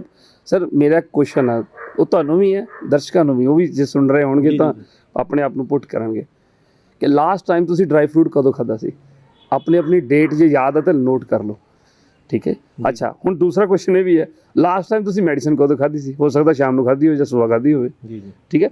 ਤਾਂ ਅੱਛਾ, ਯਾਨੀ ਕਿ ਤੁਸੀਂ ਕਹਿਣਾ ਚਾਹ ਰਹੇ ਹੋ ਕਿ ਮੈਡੀਸਨ ਵਾਂਗੂ ਜਿਹੜਾ ਇਹ ਬਦਾਮ, ਕਾਜੂ, ਇਹ ਵੀ ਖਾਣੇ ਚਾਹੀਦੇ ਨੇ ਆਪਾਂ ਨੂੰ? ਜੇ ਇਹ ਤੁਹਾਡੇ ਬ੍ਰੇਕਫਾਸਟ ਦੇ ਵਿੱਚ ਐਡ ਨੇ ਤਾਂ ਫਿਰ ਦਵਾਈ ਖਾਣ ਦੀ ਲੋੜ ਹੀ ਨਹੀਂ ਪੈਣੀ। ਮੈਂ ਨਹੀਂ ਕਹਿੰਦਾ ਕਿ ਦਵਾਈ ਖਾਣ ਦੀ ਜ਼ਰੂਰਤ ਨਹੀਂ ਪੈਗੀ, ਤੁਹਾਡੀ ਬਾਡੀ ਦੀ ਰਿਕੁਆਇਰਮੈਂਟ ਹੀ ਨਹੀਂ ਹੋਣੀ, ਮੰਗਣਾ ਹੀ ਨਹੀਂ ਉਹਨੇ, ਦਵਾਈ ਮੰਗੇਗੀ ਨਹੀਂ ਬਾਡੀ। ਤੁਸੀਂ ਕਿਉਂ ਖਾਓਗੇ? ਤੁਸੀਂ ਦਵਾਈ ਉਹਦੇ ਖਾਂਦੇ ਹੋ ਜੋ ਪ੍ਰੋਬਲਮ ਆਉਂਦੀ ਹੈ ਜੀ। ਜੋ ਤੁਹਾਡੇ 'ਚ ਅਗਰ ਤੁਹਾਡਾ ਬੀਪੀ ਲੋ ਚੱਲ ਰਿਹਾ ਜਾਂ ਬੀਪੀ ਅਪ ਚੱਲ ਰਿਹਾ ਤਾਂ ਉਦੋਂ ਹੀ ਤੁਸੀਂ ਜ਼ਰੂਰਤ ਮਹਿਸੂਸ ਕਰਦੇ ਹੋ, ਉਦੋਂ ਹੀ ਆਪਣੀ ਗੋਲੀ ਲੱਭਦੇ ਹੋ ਕਿੱਥੇ ਪਈ ਹੈਗੀ ਹੈ। ਅੱਛਾ, ਮੈਂ ਇੱਕ ਚੀਜ਼ ਜਿਹੜੀ ਹੈ, ਮੈਨੂੰ ਲੱਗਦਾ ਸਾਡੇ ਦਰਸ਼ਕ ਵੀ ਇਹ ਸੋਚ ਰਹੇ ਹੋਣੇ ਵੀ ਇਹ ਤਾਂ ਗਲਤ ਕਹਿ ਰਹੇ ਨੇ ਜੀ ਕਿ ਜਿਹੜਾ ਡਰਾਈ ਫਰੂਟ ਹੈ ਉਹ ਮੋਟਾਪਾ ਵਧਾਉਂਦਾ ਜੀ, ਉਹ ਚਰਬੀ ਹੋ ਜਾਂਦੀ ਹੈ ਜੀ, ਬੜਾ ਮੋਟਾ ਹੋ ਜਾਏਗਾ, ਅਤੇ ਇਹ ਤਾਂ ਰੋਜ਼ ਖਾਣ ਨੂੰ ਕਹਿ ਰਹੇ ਨੇ ਜੀ। ਨਹੀਂ ਦੇਖੋ, ਹੁਣ ਡਰਾਈ ਫਰੂਟ ਨੂੰ ਲੈ ਕੇ ਇੱਕ ਪਰਸੈਪਸ਼ਨ ਅਲੱਗ ਬਣੀ ਹੋਈ ਸਾਡੀ। ਸਾਨੂੰ ਇਹ ਲੱਗਦਾ ਕਿ ਸ਼ਾਇਦ ਮੈਂ ਮੁੱਠੀ ਭਰ ਕੇ ਬਦਾਮ ਦੀ ਖਾਊਂਗਾ, ਠੀਕ ਹੈ। ਜਿਹੜੀ ਬਾਡੀ ਦੇ ਅੰਦਰ ਇਹ ਚੀਜ਼ਾਂ ਜਾ ਨਹੀਂ ਰਹੀਆਂ, ਜਿੰਨੇ ਵੀ ਇਹਦੀ ਸ਼ੁਰੂਆਤ ਕਰਨੀ ਹੈ ਤਾਂ ਮੈਡੀਸਨ ਦੇ ਰੂਪ 'ਚ ਹੀ ਕਰੇ। ਕਿੰਨੇ? ਉਹੀ ਤਾਂ ਮੈਂ ਉਹੀ ਕਹਿ ਰਿਹਾ ਸਰ, 1 ਬਦਾਮ, 2 ਬਦਾਮ, 1 ਕਿਸ਼ਮਿਸ਼, 2 ਕਿਸ਼ਮਿਸ਼, ਅੱਧੀ ਗਿਰੀ ਅਖਰੋਟ ਦੀ, ਚੌਥਾ ਹਿੱਸਾ ਅਖਰੋਟ ਦੀ ਗਿਰੀ ਦਾ, ਠੀਕ ਹੈ, 2 ਪਿਸਤੇ, ਠੀਕ ਹੈ, ਕਾਲੇ ਛੋਲੇ, ਉਹ ਵੀ ਡਰਾਈ ਫਰੂਟ ਦਾ ਹੀ ਪਾਰਟ ਆ ਜਾਂਦੇ ਨੇ, ਠੀਕ ਹੈ, ਸਪਰਾਊਟ ਆ ਗਏ। ਲੇਕਿਨ ਇਹਦਾ ਸਭ ਤੋਂ ਬੈਸਟ ਜਿੱਥੇ ਤੁਸੀਂ ਇਹਨੂੰ ਮੈਡੀਸਨਲੀ ਯੂਜ਼ ਕਰਨਾ ਹੈ ਉਹ ਸਹੀ ਟਾਈਮ ਹੈਗਾ ਬ੍ਰੇਕਫਾਸਟ ਦੀ ਲਾਸਟ ਬਾਈਟ। ਅੱਛਾ, ਸਵੇਰ ਦੀ ਰੋਟੀ ਦੀ ਅਖੀਰਲੀ ਜਿਹੜੀ ਬੁਰਕੀ ਹੈ ਉਹਦੇ ਨਾਲ ਤੁਸੀਂ ਇਹਨੂੰ ਚਬਾ ਲਓ। ਅੱਛਾ ਜੀ, 2 ਇਫੈਕਟ ਤੁਹਾਡੀ ਬਾਡੀ ਤੇ ਸੇਮ ਡੇ ਮਿਲਣਗੇ। ਸਭ ਤੋਂ ਪਹਿਲਾਂ ਕਿ ਜੋ ਤੁਸੀਂ ਖਾਧਾ ਹੈ ਉਹ ਡਾਈਜੈਸਟ ਹੁੰਦਾ ਮਹਿਸੂਸ ਹੋ ਜਾਏਗਾ। ਅੱਛਾ, ਕੀ ਇਹ ਭਿਉਂ ਕੇ ਖਾਣੇ ਚਾਹੀਦੇ ਕਿ ਸਿੱਧਾ ਹੀ ਫੱਕਾ ਮਾਰ ਲੈਣਾ? ਸਟਾਰਟਿੰਗ ਹਰ ਬੰਦਾ ਭਿਉਂ ਕੇ ਹੀ ਕਰੇ। ਜਦੋਂ ਰੈਗੂਲਰਲੀ ਤੁਹਾਡੀ ਫੂਡ ਦਾ ਹਿੱਸਾ ਬਣ ਗਿਆ ਫਿਰ ਤੁਸੀਂ ਡਾਇਰੈਕਟ ਖਾ ਲੋਗੇ ਤਾਂ ਬਾਡੀ ਨੂੰ ਡਾਈਜੈਸਟ ਕਰ ਲੇਗੀ ਈਜ਼ੀ। ਅੱਛਾ, 2 ਬਦਾਮ ਖਾ ਲਏ, 2 ਕਾਜੂ ਖਾ ਲਏ, 2 ਕਿਸ਼ਮਿਸ਼ ਖਾ ਲਈ ਜੀ, ਅੱਧਾ ਅਖਰੋਟ ਖਾ ਲਿਆ, ਕਿੰਨਾ ਕੁ ਫਾਇਦਾ ਦਿੰਦਾ ਜੀ? ਫਾਇਦਾ ਸਰ ਦੇਖੋ, ਹਰ ਇਨਸਾਨ ਅੱਜ ਕਿਸੇ ਨਾ ਕਿਸੇ ਐਲੋਪੈਥੀ ਟੈਬਲੇਟ ਨਾਲ ਜੁੜਿਆ ਹੋਇਆ, ਸਭ ਦਾ ਕਿ ਇਮਿਊਨਿਟੀ ਲੈਵਲ ਆਪਣਾ ਆਪਣਾ ਅਲੱਗ ਹੀ ਹੈ, ਠੀਕ ਹੈ। ਤਾਂ ਹੀ ਤਾਂ ਅਸੀਂ ਸਭ ਤੋਂ ਲੋ ਅਮਾਊਂਟ ਦੱਸਦੇ ਹਾਂ, ਠੀਕ ਹੈ ਜੀ। ਤਾਂ ਹਾਂ, ਜਿਹਦੇ 2 ਖਾ ਕੇ ਵੀ ਸਿਰ 'ਚ ਭਾਰੇਪਨ ਮਹਿਸੂਸ ਹੋ ਰਿਹਾ ਉਹ ਨੈਕਸਟ ਡੇ 1 ਖਾਵੇ। ਅੱਛਾ, 1 ਤੇ ਵੀ ਹੋ ਰਿਹਾ, ਨੈਕਸਟ ਡੇ ਉਹਦਾ ਵੀ ਅੱਧ ਕਰ ਲਵੇ, ਠੀਕ ਹੈ। ਇਹ ਹੋ ਗਿਆ ਕਿ ਤੁਸੀਂ ਆਹ ਡਾਈਟ ਦੱਸਤੀ, ਕਿਸ ਤਰੀਕੇ ਤੁਸੀਂ ਠੀਕ ਹੋਏ। ਫਿਰ ਆਪ ਪੜ੍ਹਾਈ ਕਰਨ ਦੀ ਕਦੋਂ ਸੋਚੀ ਅਤੇ ਉਹਦੇ ਨਾਲ ਲੋਕਾਂ ਨੂੰ ਕਿਵੇਂ ਫਾਇਦਾ ਹੋ ਰਿਹਾ? ਸਰ, ਆਪ ਪੜ੍ਹਾਈ ਨੂੰ ਲੈ ਕੇ ਇਸ ਤਰ੍ਹਾਂ ਸੀ ਕਿ ਫਿਰ ਮੈਨੂੰ ਨੈਚੁਰਲ ਸਾਇੰਸਿਸ ਵੱਲ ਇੰਟਰਸਟ ਹੋਰ ਵੱਧ ਗਿਆ ਕਿ ਅਗਰ ਮੇਰਾ ਇੰਨਾ ਫਾਇਦਾ ਹੋਇਆ ਫਿਜ਼ੀਕਲੀ ਹੈਲਥ ਵਾਈਜ਼ ਤਾਂ ਸਮਾਜ ਤੱਕ ਇਹ ਆਵਾਜ਼ ਪਹੁੰਚਣੀ ਚਾਹੀਦੀ ਹੈ ਜੀ, ਠੀਕ ਹੈ। ਅਗਰ ਮੈਂ ਖੁਦ ਇਹਦੇ ਬਾਰੇ ਇਨਫੋਰਮੇਸ਼ਨ ਕਲੈਕਟ ਕੀਤੀ ਹੈ, ਆਪਣੀ ਬਾਡੀ ਨੂੰ ਉਸ ਬਿਮਾਰੀ 'ਚੋਂ ਬਾਹਰ ਲੈ ਕੇ ਆਇਆ ਤਾਂ ਲੋਕਾਂ ਤੱਕ ਕਿਵੇਂ ਚੀਜ਼ ਕਨਵੇ ਕੀਤੀ ਜਾਵੇ, ਤਾਂ ਫਿਰ ਉਹਦੇ ਲਈ ਵੀ ਨੈਚੁਰਲ ਸਾਇੰਸਿਸ ਬਾਰੇ ਪੜ੍ਹਨਾ ਸ਼ੁਰੂ ਕੀਤਾ ਔਰ ਉਹਦੇ ਜਿਹੜੇ ਕੋਰਸਸ ਸੀ ਉਹ ਕਨਫਰਮ ਕਰਨੇ ਸ਼ੁਰੂ ਕੀਤੇ। ਘਰ ਦੇ ਤਾਂ ਕਹਿੰਦੇ ਹੋਣਾ ਵੀ ਇਹ ਕਿੱਧਰ ਨੂੰ ਤੁਰ ਪਿਆ ਬੰਦਾ? ਐਕਚੁਅਲ ਘਰ ਨਹੀਂ ਸਰ, ਘਰ ਦੇ ਤਾਂ ਖੁਸ਼ ਹੋ ਗਏ ਨਾ। ਅੱਛਾ, ਖੁਸ਼ ਹੋ ਗਏ? ਹਾਂ, ਕਿਉਂਕਿ ਉਸ ਟਾਈਮ ਮੈਂ ਅਨਮੈਰਿਡ ਸੀ। ਅੱਛਾ, ਔਰ ਇੱਕ ਅਨਮੈਰਿਡ ਬੱਚਾ ਜਿਹਦੀ ਏਜ 21 22 ਹੈ ਤਾਂ ਫੈਮਿਲੀ ਲਈ ਬਹੁਤ ਟੈਨਸ਼ਨ ਸੀ ਕਿ ਇਹਦਾ ਵਿਆਹ ਕਿਵੇਂ ਕਰਾਂਗੇ। ਅਸਥਮਾ ਵਾਲਾ ਤਾਂ ਵਿਆਹ ਕਰਾਉਣ ਨੂੰ ਤਿਆਰ ਨਹੀਂ, ਅਸਥਮਾ ਵਿਆਹ ਕਿ ਉਹ ਆਪ ਹੀ ਨਹੀਂ ਜਾਏਗਾ ਵਿਆਹ ਵਾਲੇ ਸਾਈਡ ਤੇ, ਬਿਲਕੁਲ, ਠੀਕ ਹੈ। ਔਰ ਉਸ ਟਾਈਮ ਤੇ 2 ਰੁਮਾਲ ਮੇਰੀ ਪੋਕਟ 'ਚ ਹੁੰਦੇ ਸੀ, ਠੀਕ ਹੈ। ਔਰ ਨਾ ਏਸੀ ਵਾਲੇ ਰੂਮ 'ਚ ਨਾ ਪੱਖੇ ਵਾਲੇ ਰੂਮ 'ਚ, ਕੀ ਛਿੱਕਾਂ ਲੱਗ ਜਾਂਦੀਆਂ, ਕੀ ਹੋ ਜਾਂਦਾ ਜੀ? ਉਹ ਤਾਂ ਸਿੰਪਟਮ ਹੁੰਦੇ ਨੇ ਸਰ, ਐਲਰਜੀ ਟਾਈਪ ਬਣਨ ਲੱਗ ਪੈਂਦੀ ਬੋਡੀ ਦੇ ਅੰਦਰ। ਠੀਕ ਹੈ, ਉਹ ਤੁਹਾਨੂੰ ਕਿਸੇ ਵੀ ਟਾਈਮ, ਅੱਛਾ ਫਿਰ ਗਰਮੀ 'ਚ ਵੀ ਛਿੱਕਾਂ ਆ ਸਕਦੀਆਂ ਨੇ, ਗਰਮੀ 'ਚ ਵੀ ਤੁਹਾਨੂੰ ਸਾਹ ਲੈਣ 'ਚ ਦਿੱਕਤ ਆ ਸਕਦੀ ਹੈ। ਠੀਕ ਹੈ, ਤਾਂ ਉਹ ਫਿਰ ਜ਼ਰੂਰੀ ਨਹੀਂ ਕਿ ਸੀਜ਼ਨਲੀ ਇਫੈਕਟ ਹੁੰਦਾ, ਕਿਉਂਕਿ ਇਮਿਊਨਿਟੀ ਕਾਫੀ ਲੋ ਹੋ ਜਾਂਦੀ ਹੈ। ਠੀਕ ਹੈ, ਤਾਂ ਉਹ ਤਾਂ ਫੈਮਿਲੀ ਨੂੰ ਤਾਂ ਬਹੁਤ ਖੁਸ਼ੀ ਹੋਈ। ਦੈਨ ਫੈਮਿਲੀ ਨੇ ਫਿਰ ਸਪੋਰਟ ਕੀਤੀ ਕਿ ਚਲੋ ਜੇ ਤੁਹਾਡਾ ਫਾਇਦਾ ਹੋਇਆ ਤਾਂ ਅੱਗੇ ਕੈਰੀਅਰ ਬਣਾਓ। ਕਿੰਨੀ ਦੇਰ ਪੜ੍ਹਾਈ ਕੀਤੀ ਫਿਰ ਇਹਦੀ? ਅੱਜ ਤੱਕ ਪੜ੍ਹ ਹੀ ਰਹੇ ਹਾਂ ਸਰ। ਨੈਚੁਰਲ ਸਾਇੰਸਿਸ ਦਾ ਸਮੁੰਦਰ ਇੰਨਾ ਵੱਡਾ, ਇੰਨਾ ਵਿਸ਼ਾਲ ਹੈ। ਨਹੀਂ, ਡਿਗਰੀ ਲੈਣ ਲਈ ਤਾਂ ਕੁਝ ਪੜ੍ਹੇ ਹੀ ਹੋਣ। ਹਾਂ ਸਰ, ਉਹ ਤਾਂ ਆਲਰੇਡੀ ਫਿਰ ਦੈਨ ਚਲਦੇ ਮੈਨੂੰ ਇਲੈਕਟ੍ਰੋ ਹੋਮਿਓਪੈਥੀ ਬਾਰੇ ਪਤਾ ਲੱਗਿਆ। ਅੱਛਾ। ਮੋਸਟਲੀ ਹੋਮਿਓਪੈਥੀ ਵਰਡ ਇਹਦੇ ਪਿੱਛੇ ਆ ਜਾਂਦਾ ਤਾਂ ਲੋਕਾਂ ਨੂੰ ਲੱਗਦਾ ਸ਼ਾਇਦ ਜਿਵੇਂ ਕਿ ਮਿੱਠੀਆਂ ਗੋਲੀਆਂ ਤੇ ਉਸ ਤਰ੍ਹਾਂ, ਲੇਕਿਨ ਹਾਂ, ਕਿਉਂਕਿ ਉਹ ਜਿਹੜੀ ਹੋਮਿਓਪੈਥੀ ਅਲਕੋਹਲ ਬੇਸ ਹੁੰਦੀ ਹੈ, ਇਹ 100% ਪਲਾਂਟਸ ਓਰੀਐਂਟਡ ਰੈਮਡੀਜ਼ ਹੁੰਦੀਆਂ ਨੇ। ਯਾਨੀ ਦਰਸ਼ਕਾਂ ਨੂੰ ਦੱਸ ਦਿੱਤਾ ਜਾਏ ਕਿ ਉਹ ਜਿਹੜੀਆਂ ਆਪਾਂ ਮਿੱਠੀਆਂ ਗੋਲੀਆਂ ਖਾਂਦੇ ਹਾਂ ਚਿੱਟੇ ਰੰਗ ਦੀਆਂ, ਉਹਦੇ ਉੱਤੇ ਕੋਈ ਤਰਲ ਪਦਾਰਥ ਪਾ ਕੇ ਤੇ ਉਸ ਨੂੰ ਹਿਲਾ ਕੇ ਦਿੱਤਾ ਜਾਂਦਾ, ਇਹ ਉਹ ਦਵਾਈ ਨਹੀਂ ਹੈਗੀ। ਇਹ ਹੈਗੀ ਹੈ ਪੌਦਿਆਂ ਦੇ ਬੇਸ। ਇਹ ਪੌਦੇ ਜਿੰਦਾ ਪੌਦੇ ਜਿਨ੍ਹਾਂ ਨੂੰ ਕੁਛ ਚਿਰ ਦੇ ਵਿੱਚ ਆਪਾਂ ਨੇ ਦਵਾਈ ਬਣਾਉਣੀ ਹੈ। ਠੀਕ ਹੈ ਜੀ। ਜੀ ਜੀ ਜੀ, ਇਸ ਪੈਥੀ ਦੇ ਅੰਦਰ ਇਹਦੀ ਜਿਹੜੀ ਫਾਰਮੇਸੀ ਹੁੰਦੀ ਆ, ਉਹਦੇ ਵਿੱਚ 4 ਤੋਂ 6 ਘੰਟੇ ਦੇ ਅੰਦਰ ਜਿਹੜਾ ਪਲਾਂਟਸ ਅਸੀਂ ਲੈ ਲਿਆ, ਜਿਹੜਾ ਪੌਦਾ ਜਿੰਦਾ ਪੌਦਾ ਉਹ ਤੋਂ 4 ਤੋਂ 6 ਘੰਟੇ ਦੇ ਵਿੱਚ ਜਿੰਦਾ ਹੀ ਹੁੰਦਾ ਇੱਕ ਹਿਸਾਬ ਦਾ, ਤਾਂ ਉਸ ਟਾਈਮ ਪੀਰੀਅਡ ਦੇ ਵਿੱਚ ਹੀ ਉਹਨੂੰ ਅਸੀਂ ਮੈਡੀਸਿਨ 'ਚ ਕਨਵਰਟ ਕਰਨਾ ਹੁੰਦਾ। ਅੱਛਾ, ਕਿਵੇਂ ਕਿਵੇਂ ਕੁਝ ਹੋਰ ਵੀ ਵਿੱਚ ਪੌਦੇ ਜਾਂ ਕੋਈ ਜੜਾਂ ਜੁੜਾਂ ਬੁਲਾਉਂਦੇ ਹੋ? ਨਹੀਂ, ਹਾਂ, ਉਹਦੀ ਰਾਖ ਤੱਕ ਯੂਜ਼ ਹੁੰਦੀ ਹੈ ਸਰ। ਅੱਛਾ, ਰਾਖ ਤੱਕ, ਲਾਸਟ ਤੇ ਰਾਖ ਤੱਕ ਜਦੋਂ ਦੀ ਵੱਜ ਜਾਂਦੀ ਹੈ ਉਹ ਵੀ ਯੂਜ਼ ਹੁੰਦੀ ਹੈ, ਉਹਦੇ ਪੱਤੇ ਵੀ ਯੂਜ਼ ਹੁੰਦੇ, ਉਹਦੀ ਟਹਿਣੀ ਵੀ ਯੂਜ਼ ਹੁੰਦੀ ਹੈ, ਉਹਦੇ ਜਿਹੜੇ ਮੋਲੀਕਿਊਲਸ ਉਹਦੇ ਜਿੰਦਾ ਪੌਦੇ ਦੇ ਅੰਦਰ ਹੁੰਦੇ ਨੇ, ਉੱਥੋਂ ਫਿਰ ਉਹਨੂੰ ਅਲੱਗ-ਅਲੱਗ ਡਿਜ਼ੀਜ਼ ਵਾਈਜ਼ ਉਹਦੀ ਫਾਰਮੂਲੇਸ਼ਨ 'ਚ ਕਨਵਰਟ ਕੀਤਾ ਜਾਂਦਾ ਹੈ। ਅੱਛਾ, ਜਿਹੜੀ ਤੁਸੀਂ ਇੱਕ ਗੱਲ ਕਰ ਰਹੇ ਹੋ ਇਲੈਕਟ੍ਰੋ ਹੋਮਿਓਪੈਥੀ ਜਿਹੜੀ ਪੈਥੀ ਹੈਗੀ ਹੈ ਜੀ, ਇਹਦੇ ਵਿੱਚ ਸਭ ਤੋਂ ਕਾਰਗਰ ਜਿਹੜੀ ਹੈ ਉਹ ਇਲਾਜ ਕਿ ਕਿਹੜੀ ਬਿਮਾਰੀ ਦਾ ਇਲਾਜ ਜਿਹੜਾ ਉਹ ਇਸ ਪੈਥੀ ਦੇ ਵਿੱਚ ਹੁੰਦਾ ਹੈ ਸਭ ਤੋਂ ਕਾਰਗਰ? ਵੀ ਇਹ ਕਹਿੰਦਾ ਵੀ ਇਹ ਤਾਂ ਠੀਕ ਹੋਏਗਾ ਜੀ, ਤਾਂ ਸਾਡੇ ਵਰਗਾ ਇਲਾਜ ਕਿਸੇ ਕੋਲ ਹੈ ਹੀ ਨਹੀਂ। ਜੀ ਜੀ, ਐਕਚੁਅਲ ਜੀ ਸਰ, ਇਹਦੇ 'ਚ ਇਲਾਜ ਤਾਂ ਹਰ ਤਰ੍ਹਾਂ ਦਾ ਹੀ ਦੀ ਪੋਸੀਬਿਲਿਟੀ ਹੈ, 100% ਪੋਸੀਬਿਲਿਟੀ ਹਰ ਡਿਜ਼ੀਜ਼ ਦੇ ਉੱਪਰ। ਠੀਕ ਹੈ, ਕਰੋਨਾ ਵੀ ਹੋ ਜਾਏਗਾ? ਬਿਲਕੁਲ, ਔਰ ਈਵਨ ਕਰੋਨਾ ਵੀ ਹੋ ਜਾਏਗਾ ਜੀ। ਕਰੋਨਾ ਦੇ ਉੱਪਰ ਸਾਡੀ ਫਾਰਮੇਸੀ ਨੇ ਬਕਾਇਦਾ ਆਪਣੀ ਮੈਡੀਸਨ CSIR ਹਿਮਾਚਲ, ਜਿਹੜੀ ਕਿ ਸੈਂਟਰ ਗਵਰਨਮੈਂਟ ਦਾ ਅਦਾਰਾ ਹੈ, ਉੱਥੋਂ ਦੀ 4 ਟੈਸਟਿੰਗ ਕੰਪਲੀਟ ਹੋ ਚੁੱਕੀਆਂ ਨੇ। ਠੀਕ ਹੈ, ਔਰ ਬੜੀ ਜਲਦੀ ਅਸੀਂ ਉਹ ਆਪਣੇ ਪਰ ਜਿੰਨੇ ਵੀ ਪਰਿਵਾਰ ਸਾਡੀ ਸੰਸਥਾ ਨਾਲ ਜੁੜੇ ਹੋਏ ਆ ਉਹਨਾਂ ਨੂੰ ਮੁਹੱਈਆ ਕਰਵਾ ਰਹੇ ਹਾਂ। ਦੇਖੋ ਜੀ, ਮੈਨੂੰ ਤਾਂ ਲੱਗ ਰਿਹਾ ਡਰ, ਕਿਉਂਕਿ ਉਹ ਕੁਝ ਲੋਕਾਂ ਨੇ ਕਰੋਨਾ ਦੀ ਦਵਾਈ ਦਾ ਜਿਹੜਾ ਰੌਲਾ ਪਾਇਆ ਸੀ ਵੀ ਅਸੀਂ ਠੀਕ ਕਰ ਲੈਣਾ, ਤੇ ਸਰਕਾਰ ਨੇ ਉਹਦੇ ਖਿਲਾਫ ਕੇਸ ਕਰਤਾ ਸੀ। ਜ਼ਿੰਮੇਵਾਰੀ ਤੁਹਾਡੀ ਹੈ ਨਾ ਜੀ ਇਹ? ਸਰ, ਕੇਸ ਤਾਂ ਹੁੰਦਾ ਹੈ, ਮੈਂ ਕੀ ਕਿਹਾ, CSIR ਕਿੱਥੋਂ ਦਾ ਅਦਾਰਾ ਹੈ? ਸੈਂਟਰ ਗਵਰਨਮੈਂਟ ਦਾ ਅਦਾਰਾ ਹੈ। ਉਹ ਗਵਰਨਮੈਂਟ ਦਾ ਟੈਸਟਿੰਗ ਕਰਕੇ ਦਿੱਤਾ ਨਾ ਸਾਨੂੰ, ਤਾਂ ਹੀ ਤਾਂ ਕਿਹਾ। ਠੀਕ ਹੈ, ਤਾਂ ਅਸੀਂ ਉੱਥੋਂ ਟੈਸਟਿੰਗ ਕਰੋ, ਉਹਦੀ 7 ਸਲੈਬ ਹੁੰਦੀਆਂ ਨੇ ਟੈਸਟਿੰਗ ਦੀਆਂ, ਜਿਸ 'ਚੋਂ 4 ਅਸੀਂ ਕੰਪਲੀਟ ਕਰ ਚੁੱਕੇ ਹਾਂ। ਠੀਕ ਹੈ, ਔਰ ਉਹਨੂੰ ਲੈ ਕੇ ਈਵਨ ਸਾਡੇ ਕੋਲ ਤਾਂ ਟੈਸਟਿਮੋਨੀਅਲ ਲਈ ਬਹੁਤ ਆ ਗਏ ਸਰ ਇਹਦੇ। ਅੱਛਾ, ਇਸ ਤੋਂ ਇਲਾਵਾ ਇਹ ਤਾਂ ਚਲੋ ਆਪਾਂ ਗੱਲਾਂ 'ਚ ਗੱਲ ਕੀਤੀ ਹੈ ਕਿ ਜਿਵੇਂ ਤੁਸੀਂ ਕਹਿੰਦੇ ਵੀ ਆਪਣਾ ਅਸਥਮਾ ਤੁਸੀਂ ਠੀਕ ਕਰ ਲਿਆ, ਅਸਥਮਾ ਦੇ ਕਿੰਨੇ ਕੁ ਮਰੀਜ਼ ਫਿਰ ਉਸ ਤੋਂ ਬਾਅਦ ਠੀਕ ਕੀਤੇ ਤੁਸੀਂ? ਉਸ ਤੋਂ ਬਾਅਦ ਤਾਂ ਕਾਫੀ ਬੱਚਿਆਂ ਦੇ ਅੰਦਰ ਸਮੱਸਿਆ ਰਹੀ, ਉਹਨਾਂ ਨੂੰ ਕਾਫੀ ਰਿਲੀਫ ਮਿਲਿਆ। ਜਿਹੜੇ ਐਲਡਰਲੀ ਜਿਹੜੇ ਬਜ਼ੁਰਗ ਨੇ ਉਹਨਾਂ ਨੂੰ ਕਾਫੀ ਇਹਦੇ 'ਚ ਰਿਲੀਫ ਮਿਲਿਆ। ਈਵਨ ਬਹੁਤ ਸਾਰੇ ਪੇਸ਼ੈਂਟ ਇਸ ਤਰ੍ਹਾਂ ਦੇ ਸੀ ਜਿਹੜੇ ਆਏ ਤਾਂ ਉਹ ਆਪਣੀ ਐਲਰਜੀ ਦੀ ਪ੍ਰੋਬਲਮ ਲੈ ਕੇ ਆਏ ਸੀ, ਲੇਕਿਨ ਕਿਸੇ ਨੂੰ ਨਾਲ BP ਦੀ ਪ੍ਰੋਬਲਮ ਵੀ ਸੀ, ਕਿਸੇ ਕੋਈ ਨਾਲ ਡਾਇਬਟਿਕ ਵੀ ਸੀ, ਤਾਂ ਉਹਨਾਂ ਦੀ ਉਹ ਵੀ ਪ੍ਰੋਬਲਮ ਸੋਲਵ ਹੋਈਆਂ ਨਾਲ। ਯਾਨੀ ਇਹਦੇ ਤੁਸੀਂ ਕੀ ਮਿੱਠੀਆਂ ਗੋਲੀਆਂ ਦਿੰਦੇ ਹੋ, ਪੁੜੀਆਂ ਦਿੰਦੇ ਹੋ, ਜਾਂ ਫਿਰ ਉਹਨੂੰ ਕਾਲੀਆਂ ਗੋਲੀਆਂ ਵੱਟ ਕੇ ਦਿੰਦੇ ਹੋ? ਕੀ ਹੁੰਦਾ ਜੀ ਇਹ ਦਵਾਈ ਦੇ ਵਿੱਚ, ਜਾਂ ਫਿਰ ਖਾਣ ਪੀਣ ਨੂੰ ਦੱਸ ਦਿੰਦੇ ਹੋ? ਨਹੀਂ, ਇਹਦੇ ਅੰਦਰ ਸਾਰਾ ਲਿਕੁਇਡ ਫਾਰਮ ਹੁੰਦਾ ਸਰ, ਯਾਨੀ ਕਿ ਲਿਕੁਇਡ ਦਵਾਈ ਹੁੰਦੀ ਹੈ, ਡ੍ਰੌਪ ਸਿਸਟਮ ਹੁੰਦਾ ਸਾਰਾ। ਡ੍ਰੌਪ ਸਿਸਟਮ ਹੁੰਦਾ, ਹਾਂ, ਡ੍ਰੌਪ ਦੇ ਮੁਤਾਬਕ according to age the dose ਆਪਾਂ ਦੇਣੀ ਹੁੰਦੀ ਹੈ। ਓਕੇ, ਹਰ ਰੈਮਡੀਜ਼ ਹੁੰਦੀਆਂ ਨੇ ਸਾਰੀ। ਓਕੇ। ਤੇ ਕਿੰਨੀ ਦੇਰ ਜਿਹੜਾ ਹੈਗਾ ਉਹ ਬੰਦਾ ਜੇ ਆਉਂਦਾ ਤੁਹਾਡੇ ਕੋਲੇ, ਮੰਨ ਲਓ ਵੀ ਕਸਟਮਰ ਦਾ ਪੇਸ਼ੈਂਟ ਤੁਹਾਡੇ ਕੋਲ ਆਉਂਦਾ ਤੇ ਉਹਨੂੰ ਕਿੰਨੀ ਦੇਰ ਤੁਹਾਡੇ ਤੁਸੀਂ ਕਹਿੰਦੇ ਵੀ ਇੰਨੀ ਦੇਰ ਤਾਂ ਸਾਡੇ ਜਿਵੇਂ ਡਾਕਟਰ ਅਮਰ ਸਿੰਘ ਆਜ਼ਾਦ ਹੋਣੀ ਨੇ ਜੀ, ਇਹ ਕਹਿੰਦੇ ਨੇ ਕਿ ਸਾਰੇ ਇਲਾਜ ਕਰਕੇ ਦੇਖ ਲੈ, ਹੁਣ ਸਿਰਫ 21 ਦਿਨ ਜਿਹੜਾ ਸਾਨੂੰ ਫੋਲੋ ਕਰਕੇ ਦੇਖੋ ਜੀ, ਤੇ ਉਸ ਤੋਂ ਬਾਅਦ ਜਿਹੜਾ ਭਾਵੇਂ ਤੁਸੀਂ ਸਾਨੂੰ ਮੰਨਿਓ ਭਾਵੇਂ ਨਾ ਮੰਨਿਓ, 21 ਦਿਨ ਸਿਰਫ ਸਾਡੇ ਮੁਤਾਬਕ ਚੱਲ ਕੇ ਦੇਖ ਲਓ, ਉਹਦੇ ਮੁਤਾਬਕ ਉਸ ਤੋਂ ਬਾਅਦ ਤੁਸੀਂ ਜਿਹੜਾ ਜੇ ਨਾ ਠੀਕ ਹੋਏ ਤਾਂ ਤੁਸੀਂ ਜਿਹਦੇ ਮਰੀਜ਼ ਕੋਲ ਚਲੇ ਜਾਣਾ, ਤੇ ਮਰੀਜ਼ ਠੀਕ ਵੀ ਹੁੰਦੇ ਨੇ ਜੀ। ਤੇ ਇਵੇਂ ਤੁਸੀਂ ਕਿਵੇਂ ਕਹਿੰਦੇ ਹੋ ਕਿ ਸਾਰਾ ਕੁਝ ਕਰਕੇ ਦੇਖ ਲਿਆ ਜੀ, ਹੁਣ ਸਾਨੂੰ ਇੰਨੇ ਦਿਨ ਕਰਕੇ ਦੇਖ ਲਓ? ਕਿੰਨੇ ਦਿਨ? ਸਾਨੂੰ 90 ਦਿਨ ਦੇ ਦਿਓ ਜੀ, ਜਿੱਥੇ ਮਰਜ਼ੀ ਤੁਸੀਂ ਘੁੰਮ ਆਇਓ, ਥੱਕ ਗਏ ਹੋ, ਹਾਰ ਗਏ ਹੋ, ਟੁੱਟ ਗਏ ਹੋ, ਕੋਈ ਰਸਤਾ ਨਹੀਂ ਮਿਲਦਾ, 90 ਦਿਨ ਸਾਨੂੰ ਦੇ ਦਿਓ। ਅੱਛਾ, ਨਸ਼ੇ ਵੀ ਛੱਡ ਜਾਂਦਾ ਜੀ ਬੰਦਾ? ਜੀ ਬਿਲਕੁਲ, ਨਸ਼ਾ ਛੱਡੇ। ਨਸ਼ਾ ਇੱਕ એનર્ਜੀ ਹੈ। ਮੈਂ ਥੋੜਾ ਜਿਹਾ ਨੂੰ ਕਲੀਅਰ ਕਰ ਦਿਆਂ।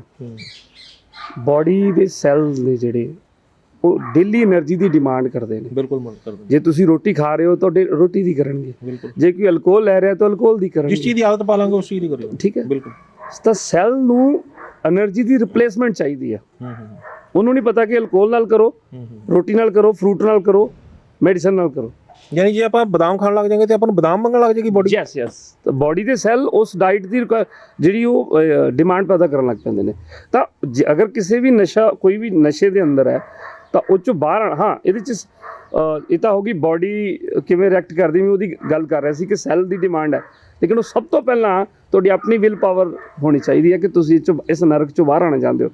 ਜਿੰਨਾ ਟਾਈਮ ਤੁਹਾਡਾ ਆਪਣਾ ਮਨ ਨਹੀਂ ਤਿਆਰ ਹੈਗਾ, ਹਾਂ ਅਸੀਂ ਹੈਲਪ ਕਰਾਂਗੇ। ਜੋ ਤੁਹਾਡੀ ਬਾਡੀ ਦੇ ਅੰਦਰ ਤੋੜ ਲੱਗਦੀ ਹੈ, ਜੋ ਤੁਹਾਡੀ ਬਾਡੀ ਦੀ ਡਿਮਾਂਡ ਹੈ ਉਹਨੂੰ ਪੂਰਾ ਕਰਨ ਦੇ ਵਿੱਚ, ਤਾਂ ਜੋ ਤੁਹਾਨੂੰ ਮਜਬੂਰੀ ਨਾ ਬਣੇ ਵਾਰ-ਵਾਰ ਉਸ ਸਾਈਡ ਨੂੰ ਜਾਣ ਦੇ ਲਈ, ਉੱਥੇ ਅਸੀਂ ਤੁਹਾਡੀ ਹੈਲਪ ਕਰਾਂਗੇ। ਲੇਕਿਨ ਸ਼ੁਰੂਆਤ ਤੁਹਾਡੇ ਤੋਂ ਹੋਣੀ ਹੈ ਕਿ ਤੁਹਾਡੀ ਵਿਲ ਪਾਵਰ ਕਿੰਨੀ ਹੈ। ਡਾਕਟਰ ਸਾਹਿਬ ਇੱਕ ਚੀਜ਼ ਤਾਂ ਹੋਰ ਹੈ ਨਾ, ਤੁਸੀਂ ਇੱਕ ਗੱਲ ਕੀਤੀ ਕਿ ਜੇ ਆਪਾਂ ਬਦਾਮ ਖਾਣ ਲੱਗ ਜਾਏਗੇ ਬਾਡੀ ਸਾਡੀ ਬਦਾਮ ਮੰਗਣ ਲੱਗ ਜਾਏਗੀ, ਜੇ ਆਪਾਂ ਦਵਾਈ ਖਾਣ ਲੱਗ ਜਾਈਏ ਦਵਾਈ ਮੰਗਣ ਲੱਗ ਜਾਏਗੀ, ਜੇ ਆਪਾਂ ਰੋਟੀ ਖਾਣ ਲੱਗ ਰੋਟੀ ਮੰਗਣ ਲੱਗ ਜਾਏਗੀ, ਤੇ ਕੱਲ ਨੂੰ ਤਾਂ ਤੁਹਾਡੀ ਦਵਾਈ ਵੀ ਮੰਗਣ ਲੱਗ ਜਾਏਗੀ ਸਾਰੀ ਹਰ ਟਾਈਮ। ਨਹੀਂ, ਇਹ ਜ਼ਰੂਰੀ ਨਹੀਂ ਹੈ। ਅਲਟੀਮੇਟ ਤਾਂ ਅਸੀਂ ਬਾਡੀ ਨੂੰ ਨੈਚੁਰਲ ਫੂਡ ਤੇ ਲੈ ਕੇ ਜਾਣਾ ਨਾ। ਜੀ। ਠੀਕ ਹੈ, ਅੱਜ ਜੇ ਕੋਈ ਬੰਦਾ 4 ਤਰ੍ਹਾਂ ਦੀ ਟੈਬਲੇਟ ਲੈ ਰਿਹਾ, ਉਹਦੇ ਖਾਣੇ ਵਾਲੀ ਥਾਲੀ ਦੇ ਵਿੱਚ ਜਿੱਥੇ 4 ਰੋਟੀਆਂ ਹੁੰਦੀਆਂ ਸੀ, ਅੱਜ ਰੋਟੀ ਇੱਕ ਰਹਿ ਗਈ ਹੈ, ਗੋਲੀਆਂ 4 ਹੋ ਗਈਆਂ ਨੇ। ਤਾਂ ਅਲਟੀਮੇਟ ਅਸੀਂ ਉਹ 4 ਗੋਲੀਆਂ ਨੂੰ ਖਤਮ ਕਰਨਾ ਤੇ ਰੋਟੀਆਂ ਫਿਰ 4 ਕਰ ਦੇਣੀਆਂ ਨੇ ਜੀ। ਜੀ। ਕਿਉਂਕਿ ਜਿੰਦਾ ਰਹਿਣ ਲਈ ਸਾਨੂੰ ਫੂਡ ਤਾਂ ਚਾਹੀਦਾ ਨਾ। ਹਾਂ, ਜੇ ਕਿਸੇ ਦੀ ਇਹ ਪ੍ਰੋਬਲਮ ਹੈ ਕਿ ਧਰਤੀ ਤੇ ਵੀ ਰਵਾਂ ਤੇ ਫੂਡ ਵੀ ਨਹੀਂ ਮੈਂ ਲੈਣਾ ਹੈਗਾ, ਇਹਦਾ ਹੱਲ ਤਾਂ ਉਹੀ ਕੱਢੇਗਾ ਸਰ। ਅੱਛਾ, ਜਿਹੜਾ ਤੁਸੀਂ ਹੁਣ ਜਿਹੜਾ ਇਲਾਜ ਕਰ ਰਹੇ ਹੋ, ਇਹ ਕਿੰਨਾ ਕੁ ਜਿਹੜਾ ਦੇਰ ਹੋ ਗਈ ਤੁਹਾਨੂੰ ਜਿਹੜਾ ਇਸ ਡਾਕਟਰੀ ਦੇ ਪ੍ਰੋਫੈਸ਼ਨ ਦੇ ਵਿੱਚ ਇਲਾਜ ਕਰਦਿਆਂ ਨੂੰ ਲੋਕਾਂ ਦਾ, ਤੇ ਕਿਸ ਤਰ੍ਹਾਂ ਦਾ ਰਿਸਪੌਂਸ ਆ ਰਿਹਾ ਤੁਹਾਨੂੰ? ਬੇਸਿਕਲੀ ਸਰ ਮੈਂ ਆਪਣੇ ਓਵਰਆਲ ਕੈਰੀਅਰ ਦੀ ਗੱਲ ਕਰਾਂ ਤਾਂ ਮੈਨੂੰ 13 ਸਾਲ ਹੋ ਗਏ ਨੇ। ਠੀਕ ਹੋਣ ਤੋਂ ਬਾਅਦ? ਜੀ। ਠੀਕ ਹੋਣ ਤੋਂ ਬਾਅਦ ਡਿਗਰੀ ਕੀਤੀ? ਡਿਗਰੀ ਤੋਂ ਬਾਅਦ ਫਿਰ? ਹਾਂ ਜੀ। ਤਾਂ ਕੰਪਲੀਟ ਮੈਨੂੰ 13 ਸਾਲ ਹੋ ਗਏ ਨੇ ਪੇਸ਼ੈਂਟ ਦੀ ਕਾਉਂਸਲਿੰਗ ਕਰਦੇ ਜੀ, ਔਰ ਜਿਹਨੂੰ ਲੈ ਕੇ ਮੈਨੂੰ 12 ਤੋਂ 13 ਸਟੇਟਸ ਦੇ ਵਿੱਚ ਹਰ ਸਾਲ ਜਾਣ ਦਾ ਮੌਕਾ ਵੀ ਮਿਲਦਾ ਹੈ।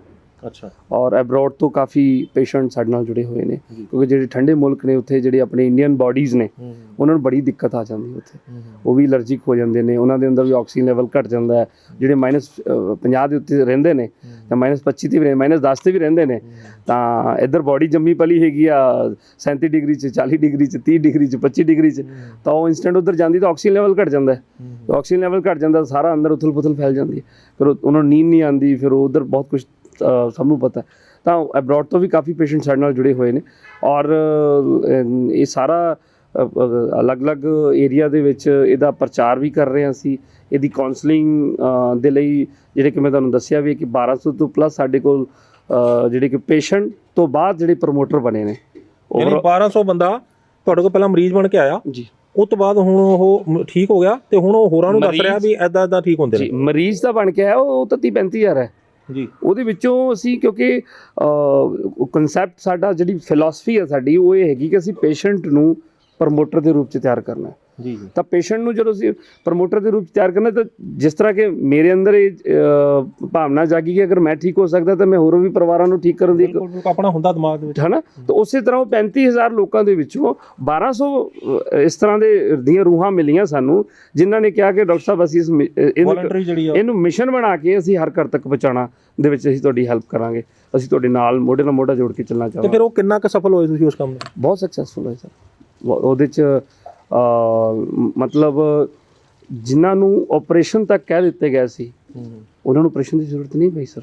ਅੱਛਾ। ਜਿਵੇਂ ਕਿ ਪਿੱਤੇ ਦੀ ਪੱਥਰੀ ਹੈ, ਇਹ ਤਾਂ ਆਪਰੇਸ਼ਨ ਤੋਂ ਬਿਨਾਂ ਹੁੰਦਾ ਹੀ ਨਹੀਂ ਜੀ, ਇਹ ਠੀਕ ਹੋ ਜਾਂਦੀ ਜੀ। ਤਾਂ ਉਹ ਇਹ ਬਹੁਤ ਸਾਰੇ, ਬਹੁਤ ਵੱਡੀ ਗੱਲ ਹੈ ਜੀ ਇਹ, ਤੁਸੀਂ ਜਿਹੜੀ ਕਹਿ ਰਹੇ ਹੋ ਪਿੱਤੇ ਦੇ 60% ਇਲੈਕਟ੍ਰੋਹੋਮਿਓਪੈਥੀ ਦੇ ਅੰਦਰ ਸਰ। ਤੁਸੀਂ ਮੈਨੂੰ ਸਵਾਲ ਕੀਤਾ ਸੀ ਕਿ ਕਿਹੜੇ ਰੋਗ ਤੇ ਸਭ ਤੋਂ ਜ਼ਿਆਦਾ, ਮੈਂ ਤੁਹਾਨੂੰ ਕਿਹਾ ਸਰ ਸਾਰੇ ਰੋਗਾਂ ਦੇ ਉੱਪਰ ਇਲੈਕਟ੍ਰੋਹੋਮਿਓਪੈਥੀ ਦੇ ਅੰਦਰ ਸਾਡੇ ਕੋਲ ਇਸ ਤਰ੍ਹਾਂ ਦੇ ਰੈਮੇਡੀਜ਼ ਹਨ। ਇਹ 'ਚ ਅਸੀਂ 60 ਤੋਂ 70% ਪੇਸ਼ੈਂਟ ਨੂੰ। ਅੱਛਾ, ਮੈਂ ਹੁਣ ਤੁਹਾਨੂੰ ਰੋਕ ਰਿਹਾ ਜੀ, ਮਾਫੀ ਚਾਹੁੰਦਾ, ਮੈਨੂੰ ਲੋਕਾਂ ਦਾ ਨਬਜ਼ ਮੈਨੂੰ ਸ਼ਾਇਦ ਇੱਥੇ ਹਰ ਕੋਈ ਬੰਦਾ ਚਾਹ ਰਿਹਾ ਹੋਣਾ ਵੀ ਇਹਨਾਂ ਨੂੰ ਪੁੱਛਣ, ਪਿੱਤੇ ਦੀ ਪੱਥਰੀ ਜੀ ਕੀ ਖਾ ਕੇ ਠੀਕ ਹੋ ਜਾਏਗੀ ਫਿਰ? ਨਹੀਂ, ਐਕਚੁਅਲ ਦੇ ਵਿੱਚ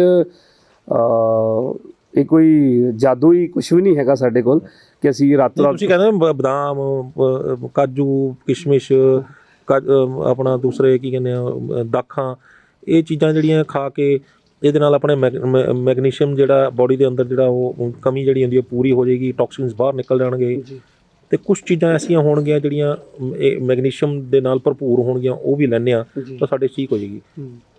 ਪਿੱਤੇ ਦੀ ਪੱਥਰੀ ਕਿਹੜੀਆਂ ਚੀਜ਼ਾਂ ਖਾਣ ਨਾਲ ਅੰਦਰੋਂ ਨਿਕਲ ਜਾਏਗੀ?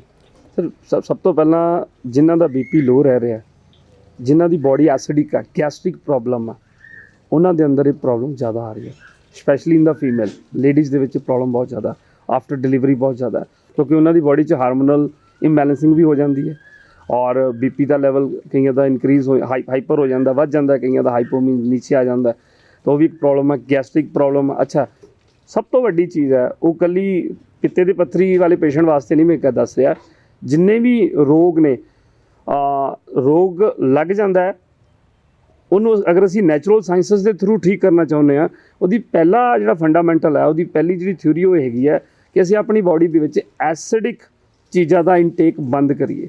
ਯਾਨੀ ਐਸਿਡਿਕ ਦੇ ਵਿੱਚ ਉਹ ਵੀ ਆ ਜਾਏਗਾ ਕੀ ਨਾਮ ਹੈ ਜਿਹੜਾ ਆਪਣਾ ਕਿੰਨੂ ਸੰਤਰਾ, ਨਹੀਂ ਉਹ ਜਿਹੜੀ ਚੀਜ਼ਾਂ ਉਹ ਐਸਿਡਿਕ ਨਹੀਂ ਹੈ, ਉਹ ਐਸਿਡਿਕ ਨਹੀਂ ਹੈ, ਉਹ ਐਸਿਡਿਕ ਹੋ ਸਕਦਾ ਹੈ ਲੇਕਿਨ ਬੋਡੀ ਦੇ ਜਾਂਦੇ ਉਹ ਐਲਕਾਲਾਈਨ ਹੋ ਜਾਂਦਾ ਹੈ। ਬਿਲਕੁਲ ਇਹੀ ਸਵਾਲ ਜਿਹੜਾ ਸੀ ਮੈਂ ਦਰਸ਼ਕਾਂ ਦੀ ਜਿਹੜੀ ਉਹ ਦਿਮਾਗ ਦੇ ਵਿੱਚ ਜਿਹੜਾ ਕਨਸੈਪਟ ਆ, ਆਮ ਕਨਸੈਪਟ ਹੈ ਜਿਹੜਾ ਮੈਂ ਇਸੇ ਕਰਕੇ ਪੁੱਛਿਆ ਸੀ। ਮੈਂ ਐਸਿਡਿਕ ਨੂੰ ਵੀ ਕਲੀਅਰ ਕਰ ਦਿੰਦਾ, ਐਸਿਡਿਕ ਕਿਹੜੀ ਹੈ, ਜਿਹੜੇ ਤਲਿਆ ਖਾ ਲੈਣੇ ਆ, ਨੋ ਬਾਹਰ ਦਾ ਖਾ ਲੈਣੇ ਆ, ਉਹ ਤਾਂ ਐਸਿਡਿਕ ਹੈ, ਉਹ ਤਾਂ ਸਾਹਮਣੇ ਨਜ਼ਰ ਆ ਰਿਹਾ ਕਿ ਐਸਿਡਿਕ ਹੈ। ਕਣਕ ਹੈ ਜਿਹੜੀ, ਇਹ ਨੈਗੇਟਿਵ ਫੂਡ ਕਿਉਂ ਇਹ ਕਿਹਾ ਜਾਂਦਾ? ਕਿਉਂਕਿ ਇਹ ਬੋਡੀ ਦੇ ਅੰਦਰ, ਕਿਉਂਕਿ ਕਣਕ ਦੇ ਅੰਦਰ ਕੋਈ ਮਿਨਰਲਸ ਨਹੀਂ ਹੈ, ਕੋਈ ਵਿਟਾਮਿਨ ਨਹੀਂ ਹੈ ਔਰ ਥਿਊਰੀ ਇਹ ਕਹਿੰਦੀ ਹੈ ਡਾਕਟਰ ਲਾਈਨਸ ਪੌਲਿੰਗ ਦੀ ਕਿ ਜਿਹੜੇ ਫੂਡ ਦੇ ਅੰਦਰ ਮਿਨਰਲਸ ਤੇ ਵਿਟਾਮਿਨ ਨਹੀਂ ਹਨ, ਬੋਡੀ ਉਹਨਾਂ ਨੂੰ ਅਗਰ ਡਾਈਜੈਸਟ ਕਰੇਗੀ ਤਾਂ ਤੁਹਾਡੇ ਕੋਲ ਜਿਹੜਾ ਸਟੋਰਡ ਪਿਆ ਮਾਲ ਹੈ ਵਿਟਾਮਿਨ ਦੇ ਰੂਪ 'ਚ ਜਾਂ ਮਿਨਰਲਸ ਦੇ ਰੂਪ 'ਚ, ਉਹ ਯੂਜ਼ ਉੱਧਰ ਹੋ ਜਾਏਗਾ।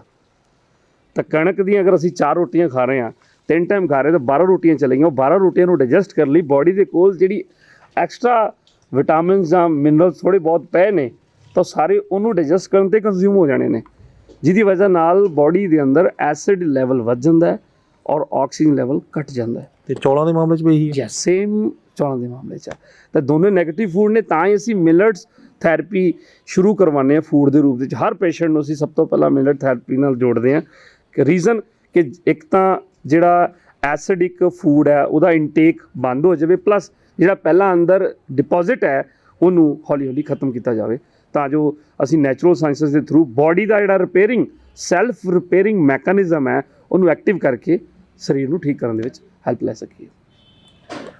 ਸੋ ਡਾਕਟਰ ਵਰਿੰਦਰ ਸਿੰਘ ਭੁੱਲਰ, ਤੁਹਾਡਾ ਨਿਊਜ਼ ਏਸ਼ੀਆ ਪੰਜਾਬੀ ਨਾਲ ਗੱਲਬਾਤ ਕਰਨ ਲਈ, ਆਪਣੇ ਤਜਰਬੇ ਸਾਂਝੇ ਕਰਨ ਲਈ ਤੇ ਆਪਣੇ ਸਾਡੇ ਦਰਸ਼ਕਾਂ ਨੂੰ ਵਡਮੁੱਲੇ ਵਿਚਾਰ ਪੇਸ਼ ਕਰਨ ਲਈ ਬਹੁਤ ਬਹੁਤ ਧੰਨਵਾਦ। Thank you sir.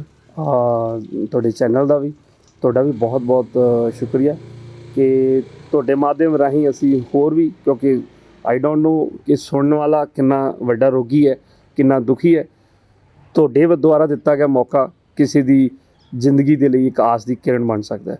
ਧੰਨਵਾਦ ਜੀ ਬਹੁਤ ਬਹੁਤ। ਤੁਹਾਡੇ ਤੋਂ ਇਹ ਕਹਿੰਦੇ ਹੋਏ ਵਿਦਾ ਲਵਾਂਗੇ ਕਿ ਅੱਗੇ ਤੋਂ ਤੁਹਾਡੇ ਨਾਲ, ਤੁਹਾਡੇ ਰਾਹੀਂ ਅਸੀਂ ਦਰਸ਼ਕਾਂ ਨੂੰ ਹਰ ਕੁਛ ਚਿਰ ਬਾਅਦ ਕਿਸੇ ਨਾ ਕਿਸੇ ਬਿਮਾਰੀ ਦੇ ਸੰਬੰਧ ਵਿੱਚ ਗੱਲਬਾਤ ਕਰਕੇ ਉਹਦੇ ਇਲਾਜ ਸੰਬੰਧੀ ਮੈਗਨੀਸ਼ੀਅਮ ਥੈਰੇਪੀ ਦੇ ਨਾਲ ਜਿਹੜਾ ਇਲੈਕਟ੍ਰੋ ਹੋਮੋਪੈਥਿਕ ਦੀ ਜਿਹੜੀ ਪੈਥੀ ਹੈਗੀ ਹੈ, ਇਹਦੇ ਨਾਲ ਮੁਤਾਬਕ ਜਿਹੜੇ ਇਲਾਜ ਜਿਹੜੇ ਨੇ ਉਹਨਾਂ ਦੇ ਦਰਸ਼ਕਾਂ ਨੂੰ ਜ਼ਰੂਰ ਦੱਸਦੇ ਰਹਾਂਗੇ। ਇਹ ਇਸ ਵਾਅਦੇ ਨਾਲ ਤੁਹਾਡੇ ਤੋਂ ਜਿਹੜੇ ਇਜਾਜ਼ਤ ਲਵਾਂਗੇ ਜੀ ਜ਼ਰੂਰ। ਔਰ ਮੈਂ ਤੁਹਾਨੂੰ ਪਰਸਨਲੀ ਇਨਵਾਈਟ ਵੀ ਕਰੂੰਗਾ ਕਿ ਤੁਸੀਂ ਸਾਡੇ ਇਲੈਕਟ੍ਰੋ ਹੋਮੋਪੈਥੀ ਹਸਪੀਟਲ ਆਓ ਮੋਗਾ ਦੇ ਵਿੱਚ, ਔਰ ਅਗਰ ਕੋਈ ਦਰਸ਼ਕ ਵੀ ਉਹਦੇ ਬਾਰੇ ਆਪਣੇ ਰੋਗ ਦੇ ਬਾਰੇ ਕਨਵਰਸੇਸ਼ਨ ਕਰਨਾ ਚਾਹੁੰਦਾ, ਕਾਉਂਸਲਿੰਗ ਲੈਣਾ ਚਾਹੁੰਦਾ, ਤਾਂ ਉਹਦਾ ਨੰਬਰ ਜਿਹੜਾ ਹੈਗਾ ਉਹ ਨੀਚੇ ਮਿਲ ਜਾਏਗਾ ਸਭ ਨੂੰ, ਤਾਂ ਉਸ ਨੰਬਰ 'ਤੇ ਹੈਲਪਲਾਈਨ ਨੰਬਰ 'ਤੇ ਕਾਲ ਕਰਕੇ ਅਪਾਇੰਟਮੈਂਟ ਲੈ ਕੇ OPD ਦੇ ਜਿਹੜੇ ਦਿਨ ਨੇ ਉਹ ਕਨਫਰਮ ਕਰਕੇ ਸਾਨੂੰ ਮਿਲ ਸਕਦਾ। ਬਹੁਤ ਬਹੁਤ ਧੰਨਵਾਦ ਜੀ ਤੁਹਾਡਾ।